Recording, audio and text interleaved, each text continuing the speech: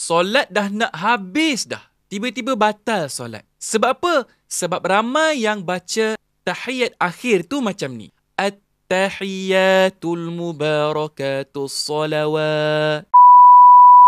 Dengar tu macam dah betul kan? Tapi sebenarnya ada kesilapan yang besar yang boleh merubah maksud ayat tahiyat akhir ini. Sebelum saya sambung, kalau tuan-puan perlukan bantuan dan bimbingan dalam bacaan solat dan bacaan Al-Quran, kita ada buat kelas Al-Quran percuma bagi tuan-puan yang nak dibantu, yang nak dibimbing secara online. Nak join? Tekan link di bio saya sekarang. Jadi berbalik kepada kalimah pertama dalam tahiyat akhir ini, dekat mana silapnya kita tidak sebut ya tu dengan ada sabdu. Ya yang bersabdu ini kita perlu sebut dia dengan ada penekanan sedikit. At-tahiyya. At-tahiyya. Bukan at-tahiyya. Huruf ya yang bersabdu ini tuan-tuan dan puan-puan asalnya daripada dua huruf.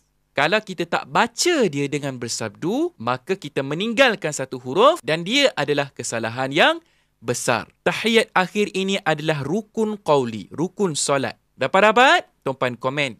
Alhamdulillah, dapat. Jangan lupa daftar kelas yang kami buat itu secara percuma untuk kita belajar lebih lagi. Tekan link di bio saya sekarang. Ingat, ngaji sebelum mati.